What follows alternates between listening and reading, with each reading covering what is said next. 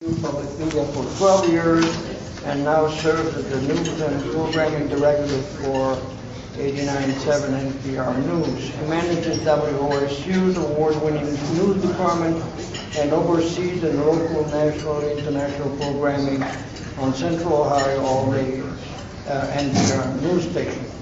Mike also hosts the WOSU-TV weekly news program, Columbus on the Record. That's Friday 7:30 and Sunday 11:30. He lives in Dublin with his wife Mary and a 16-year-old twin, Madeline and William. Mike will speak about the current state of political discussion in the media and how WSU mission is to encourage civil and thoughtful debate for diverse audience. And I have already asked Mike if he would like to join us. Mike Thompson, please.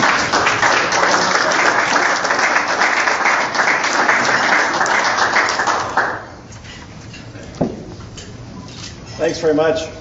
It's really a great honor to speak to you. I was told this morning, I live right down the road, but I had no idea that he said that is the Worthington Dublin Rotary is the most prestigious Rotary club in Central Ohio. So it was an honor to be invited, and that was unsolicited. So, and the tradition continues, I'm sure. But it's great to talk with you all, and I really appreciate the service that you all do to the community. We've been involved in the past with the Service Above Self Awards, and it's always great to see the great work that you all do in the community. So thanks for having me here today. I promise I'll be as brief as I can so y'all can make your tea times and then take questions too. That's the most interesting part of any program that I do is when people ask me good questions, hard questions, easy questions, I'll take them all. But I do want to talk about sort of the civility in the media, what it is, and how the media, I think, has contributed to the gridlock in Washington, the state of discourse in our communities, the part of the hyper-partisanship that we see every day. I don't think we're completely to blame, but we in the media certainly haven't helped, the media industry that is. For a little context, my resume is a pretty standard one for a broadcast journalist. I went to Syracuse University. I grew up in Massachusetts, went to Syracuse University, and then I worked in commercial radio in Massachusetts. I worked in network public radio in Massachusetts for a brief time. Then I made the jump to commercial TV and worked in local commercial TV news for about 10 years before jumping back to public media in WOSU about 12, 13 years ago. So I have really worked in this sea change of media. When I started, I started in AM radio when I was still playing music, and the internet wasn't even really a thought at the time. Cable only had 34 channels, and that was a lot. So I've worked in the huge change and had to deal with the huge change in media. And it's great because we have all this choice now. And that is great that we have all this choice, but it leads to more selectivity. And I'll get to that in a moment.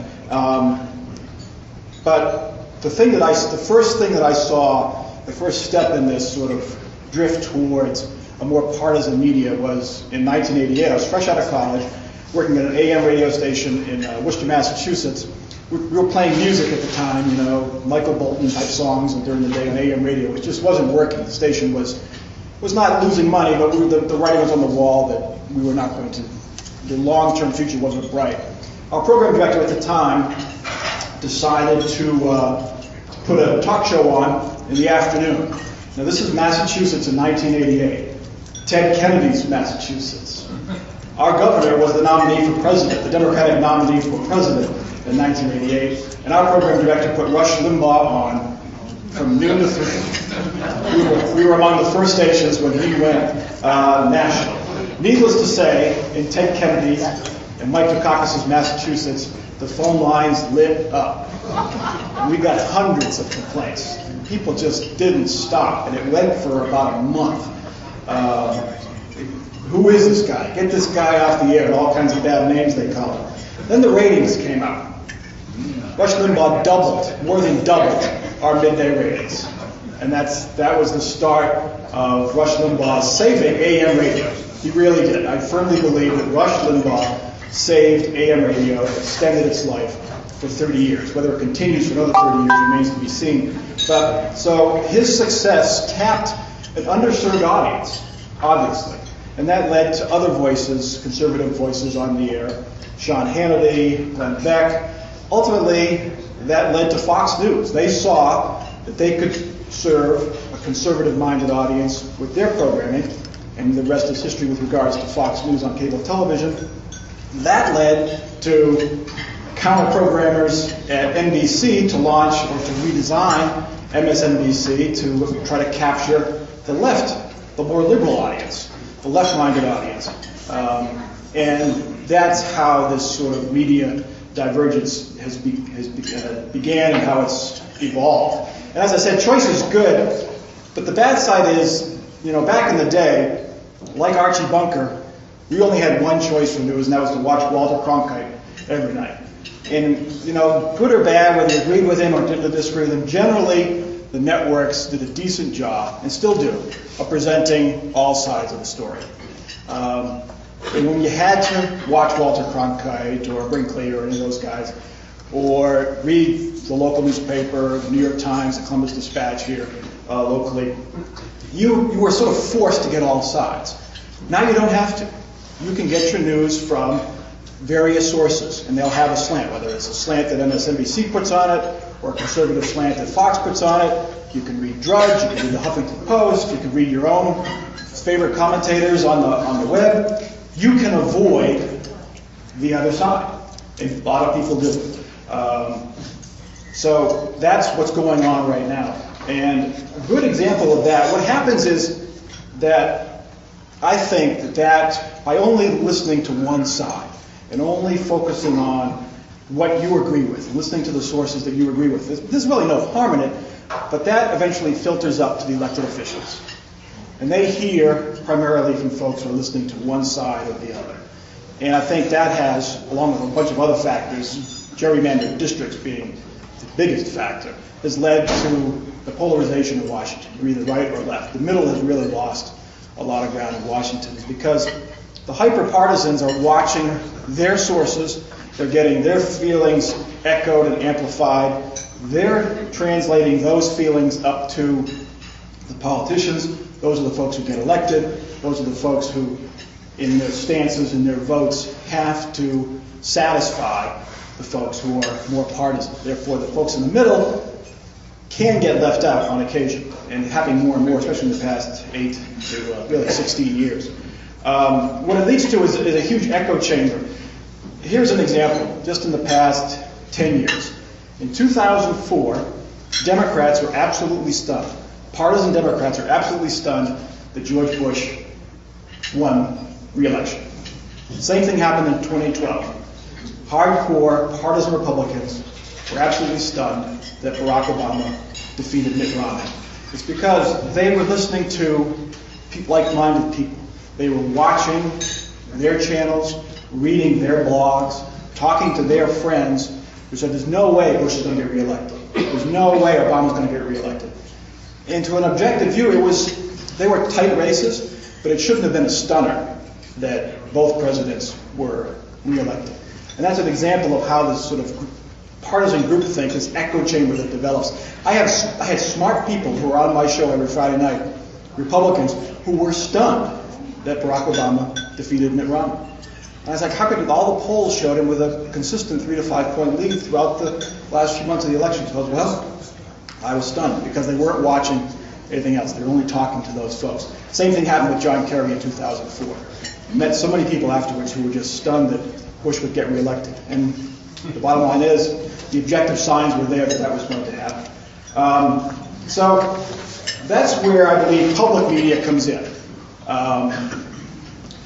There's no coincidence that with the rise of commercial radio and Rush Limbaugh back in the 80s and the partisan talk radio, both on the, mainly on the right, but there was some on the left too. Air America and some of the other groups on the left came out. The public radio saw huge gains as well. NPR's audience more than doubled during the 1990s, and it was incredible growth.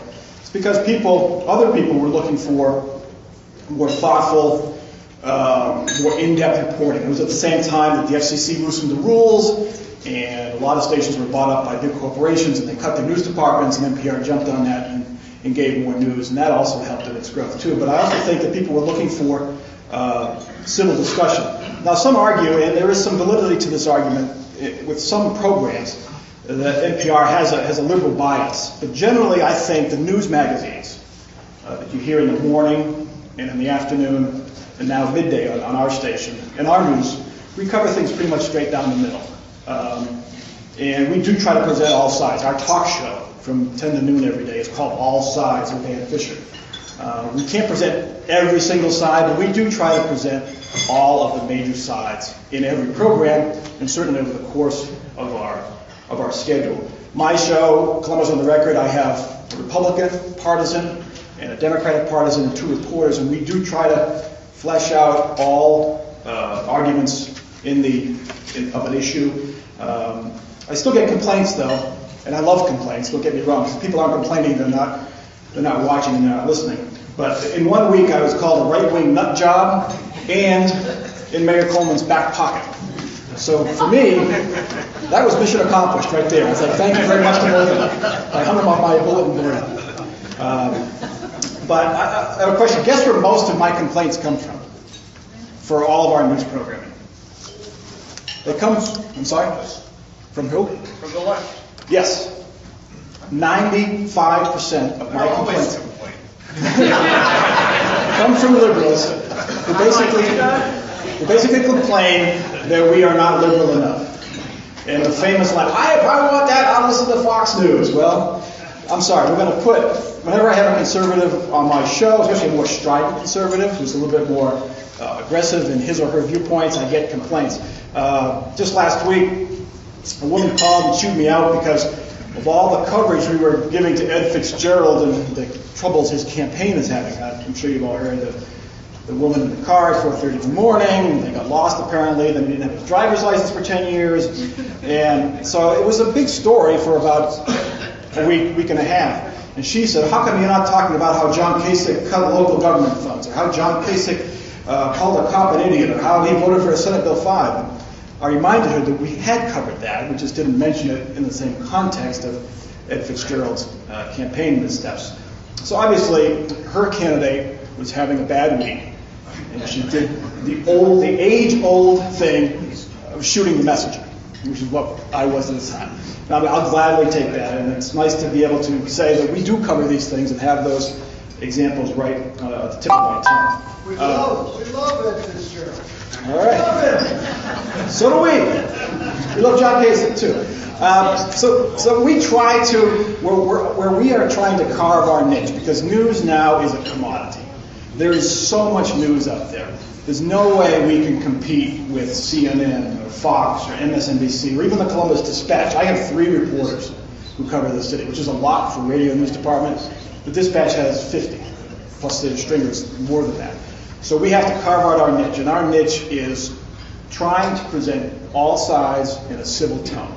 And there's some evidence that this is working in other cities. New York City, the home of Rush Limbaugh and Don Imus and these talk radio kings, the by far, number one talk station in New York now is the public radio station.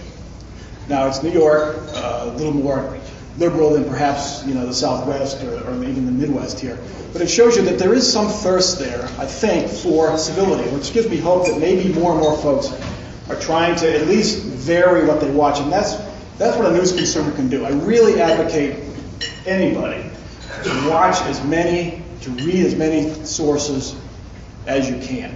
You know what's have some real fun? Use your DVR or watch it live. Watch Chris Matthews on MSNBC at 7, and then switch over to Fox and watch Bill O'Reilly at 8. It's great fun because you don't get 2 different perspectives, you get 2 different worlds. But in there are grains of truth, and you can see how each side is thinking. So I'm not saying don't watch any of these things, don't read Drudge, don't read the Huffington Post, watch all of it. But also, read the New York Times online, read the Dispatch online, listen to us, watch public TV, and then you'll get a fuller picture, I think, rather than just this echo chamber. It's no fun if you hang out with people who agree with you all the time. It really isn't. And that's my advice, and I think that would lead to a more civil discourse, a more informed discourse, and hopefully that would filter up to the politicians and the lawmakers at the State House, at your local school board, even in city councils as well, and it's certainly to Congress. We are so lucky to be in this information age. There's so many choices. I mean, it's all right there on your phone. You need an answer. I fixed my lawnmower. I find out how to spell Uzbekistan, all with a couple clicks on my smartphone. It's just a terrific age that we live in. I encourage everyone to use it to its fullest potential and listen and watch as many sources as possible. The best thing is to watch something you disagree with. So, with that, I'll take some questions about what we do. Good, bad. Go ahead, sir. Where do you think you saw the biggest change from ratings to integrity? Anymore, when I was younger, I used to believe news reports. I used to believe what they said had integrity, was the truth. Now you just don't know if the ratings or what. Well, we're all chasing the ratings, and it's because we are so, public media less so than the commercial media, but we still pay attention to the ratings. Because the ratings reflect listening, and in our case, listening reflects people who give us money when we have a pledge drive. So we're all chasing the ratings. I think that on the whole, I have a bias, I'm in the media, but I think on the whole, the quote mainstream media, I think does a pretty good job. Yeah, they make mistakes, and that's why you have to read a bunch of sources to check the facts. But generally, I think the media does a pretty good job. Just look at the past couple of months. Compare what our networks and our newspapers, how they've covered the situation in Ukraine to what the Russian media covers. And there's the difference right there. When you look at how Russian media is covering what's happening in Ukraine, and how international media, whether it be the BBC or NPR, or CBS, NBC, and New York Times, whatever, Wall Street Journal, there is integrity there. Are there journalists that don't have integrity? Absolutely, same in any field. And there are sources out there that are biased, and you have to be able to spot those. And it's usually pretty easy to spot those sources. And also within networks there are, let's take MSNBC and Fox. During the day, they're pretty much straightforward. They're straightforward news reporting, just like CNN. You can't tell the difference when you're watching Fox at 2 in the afternoon, when you're watching CNN or MSNBC at 2 in the afternoon. It's at night, when the more, quite frankly, more entertaining folks get on the air, and they're there to provoke thought. They're there to share their opinions, and frankly, that's more fun to watch than just a summary of what's going on on the West Bank or in Ferguson, Missouri. So, go ahead, sir. I watch your show, and I wonder why have Dale and Terry on there, because to me they just give a partisan line and they don't listen to each other. And the other comments from the journalists are much more insightful. And so I don't enjoy that part of the show when they're making their partisan pitches. That is my most common concern. Why do I have the partisans on? I have for those of you who don't watch the show, I have 4 people plus myself, 2 reporters, and they are there to offer context and analysis, objective analysis on, say, what's happening at the State House. Like, for instance, we're talking this week about Common Core and the education standards that are being debated in Columbus. The partisans are there to offer the opinion, because the reporters can't offer the opinion. So I have 1 Democrat and 1 Republican. Their job is to offer the party line on it. And I hope that I'm able to challenge both sides. I'm hoping the reporters that are on my panel are able to challenge them to get them off their talking points. And I have a variety of partisans on there. I have folks like you mentioned, Terry Casey, who's a Republican strategist, and Dale Butlin, who works for a liberal think tank downtown. They're very partisan. I have a few other folks who are very partisan. But I also have folks who are in the middle, but they also sit on the right or left. I'll never forget one of my guests, who was sitting in the liberal chair, said, I won't use names here, but he said that one of the statewide candidates for office, the Democrat, he's the Democrat, didn't have a chance at winning.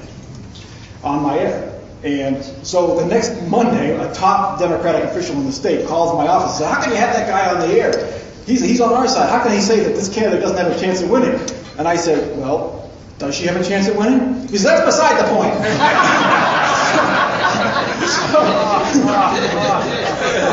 And the candidate did not have a chance at winning. She was very much an underdog. But it just shows you that I try to get partisans to show that viewpoint, because those folks are out here. Maybe they're in this room that are very partisan. But there are also folks who are more moderate. They're in the center. So I have a pool of 30 people, and I try to pick strict partisans and more moderate folks to give a sort of a good reflection of what our community is. I don't want to ignore somebody just because they're very strident in their partisan views. And I do match them up, though, if you notice. I always match a partisan with a partisan. I don't have a more moderate person on with a strident partisan. That doesn't work, because the more moderate person won't challenge the partisan enough on the show. So those shows tend to get a little bit more heated when those folks are on, which is by design. So, yeah. In light of the cuts that have occurred to NPR, other than the obvious for doing additional fundraising, how has it affected operations? We've been fairly fortunate. We have a pretty diverse funding formula. We get like 17% of our funding comes from Ohio State, around 15% from the federal government through the Corporation for Public Broadcasting. We get about 5% from the state of Ohio through education broadcasting grants. And then 54, if I'm doing my math right, 54% comes from viewers and listeners. You know, either individual gifts that when you call 1-866-897-9678. I'll say it over and over again come October. So a lot of it comes in that way. We have business underwriters who they're not called advertisements, but they are 15-second, 20-second spots to show their support. They pay for those. And then we have major gifts and grants that we get as well. So we've been able to weather the federal cuts. The federal funding has basically been flat for the past really 10 years. NPR has been running a deficit, and they've been cutting on their end. They had some staff cuts, and they've increased our fees, but we've been able to weather those pretty well. So. This American Life recently left NPR. Is their role in our public media changing in the future, or they continue to play an important role for locally for your program and others? Yeah, they left their network that distributed them and went off on their own. This American Life presents a big problem for us, to be honest. It's a popular show, but it's not as popular on our air as it used to be. Anyone familiar with what This American Life is? It's Ira Glass is a tall, dorky-looking guy with glasses. He wore those 1960s glasses way before anyone else was wearing them. It's a storytelling program. It's really pretty interesting. We air it Saturdays at 2 now. And it's very popular. It's one of the iconic public radio shows over the past 15 years. But I ask young people, I listen to This American Life all the time. How do you listen? I listen to the podcast. And that's the problem that shows like that present to us as programmers, because we spend a lot of money for that show, and we're losing audience to the podcast, which is fine because the content's there and we want people to listen to it. We offer the podcast on our mobile app. But yeah, they're going off on their own because of the digital future. And we'll all have to make decisions as radio programmers whether we want to continue to carry them on our air when they're losing audience to the podcast. It's a huge problem for us, and in a lot of different industries. Yeah, I'd like to pay you a compliment on the Columbus series. My wife and I have very much enjoyed that about the communities throughout Columbus. And nice segue to my plug. October 5th, Sunday, October 5th, we are profiling Worthington.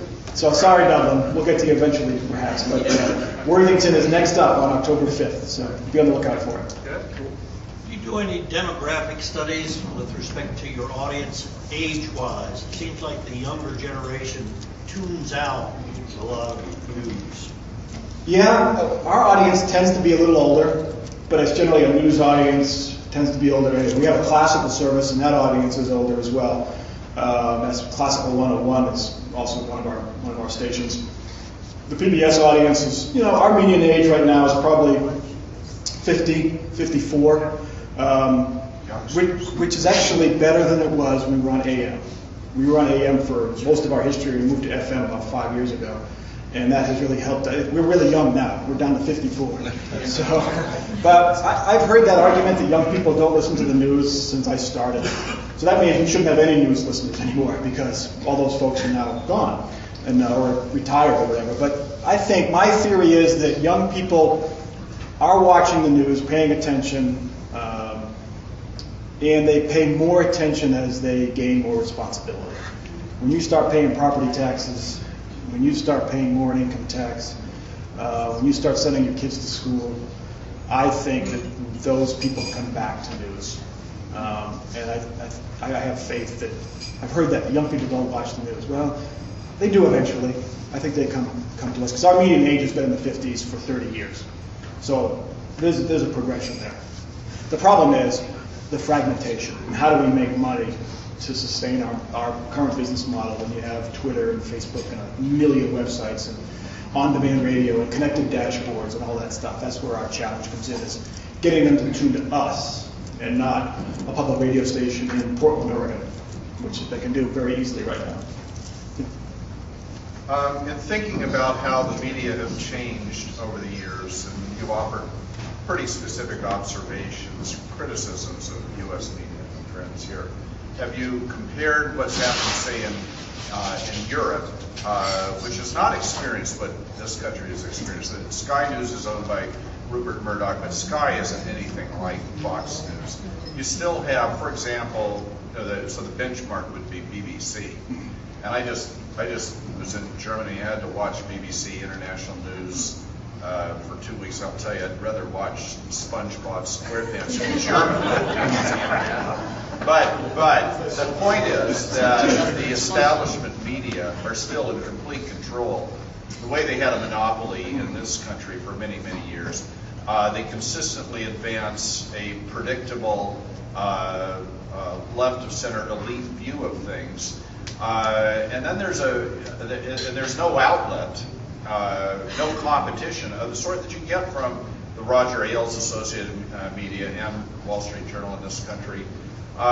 You know that there is a latent demand for something different there. You see this in votes on approving EU Constitution, or votes or opinions that people, say Dutch people, have on immigration, these sorts of things. So you have a real disconnect between a wealthy left-of-center elite dominating media and sectors like in higher education and so forth, versus how people value. And the difference is here, and I think I'm an economist and I love competition. I think it's wonderful that alternative outlets have gotten out there and given the established media a real run for their money.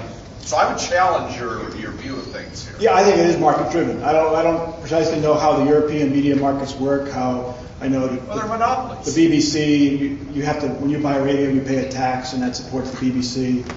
We'd love that in public media if we could somehow get a pricing radio. But I think the BBC, the BBC that I hear is what's on our air, and I think they do a good job. In fact, I think they do a better job of interviewing folks than American journalists do. They're a lot tougher, even when they're interviewing their own funders, the British government officials. I'm not familiar with Sky News. My guess is that it's market driven, that we have a much freer market here that has allowed the competition to flourish. I don't know what the cable systems are like in Europe. I mean, that was the thing here. When broadband came out, you could have 500 channels on your system. I mean, that's really what allowed cable providers to offer the diverse programming that they do. I mean, you have a lot more shopping channels and a lot more sports channels, but you also have BBC into America, you have Al Jazeera now, you have Fox News, plus the various other channels, international channels and things. So I guess it's the market, but I'm not entirely sure. Well, maybe because my relatives are in Italy, I have seen in the comments that I see, especially with the Gaza story, that in Italy there is a right and left and in between and about every direction. Now, it may be Italy, this is different from Germany, but there they do have a choice, and they are polarized. When I was in Spain, they had a paper which is on the left, a paper on the right, and then they have El País, which is the New York Times of Spain, which is right in the middle. So I don't know. You're that slandering El País. they don't know that that there is that kind of thing. Now, one thing you didn't mention, where you get the news from. I get it from Jon Stewart and Colbert.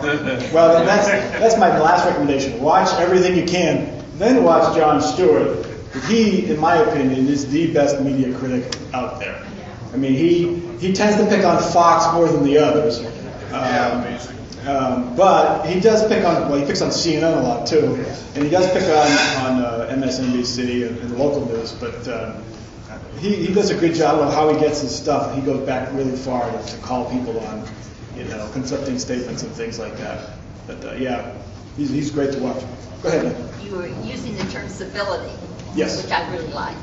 Does the media reflect the diminishing level of civility in our society, so now it's been permitted in broadcasting? It probably is it's a circle, I think. I mean, I'm just in my career, I mean, the F-bomb on even if they bleep it out, is all over it, talk on cable now. And the argument, we had Crossfire back in the day on 60 Minutes, and Saturday Night Live famously made fun of it. Yeah, I think the media reflects society, and society reflects the media. It's a circle because we're in people's living rooms, we're in people's cars every day, and if we're not reflecting what they are, what the listener, what the viewer is feeling, then they're not going to listen to us. And then so we perhaps feed the uncivility or lack of civility, and then it goes both ways. I think it is a circle, though. Oh, one final question. Tara. It's not just a comment. I mean, I'm in my 30s. I have staff in my 30s. Just to let you know, we listen to NPR. Thank you. And I think it's good as long as you stay in places that the younger crowd is listening. Younger as in relative to 54. It's not like we're. But 54 is young, Tara. Come on. Tread lightly. but like especially satellite radio. I think that's the most useful tool because when you're in your car and you're going to listen to something and you want something useful. I think media like that or Twitter, those kinds of things, just keeping up with that media that's current, I think is a good idea. Keeping up it's hard. Keeping up is incredibly hard. Our key is local. I mean, I mentioned I'm from Boston, so I listen to Boston sports radio on occasion. But I don't get Boston traffic. I don't get Boston news when I listen to them. So that's our bread and butter here. We have to provide local news, local traffic, local time. If I'm listening to Portland, Oregon, they're 3 hours behind us. So I might get messed up in getting the kids off to school. So that's our bread and butter, is to offer that good mix of international, national, and local, and be very present here. So Yeah, very good.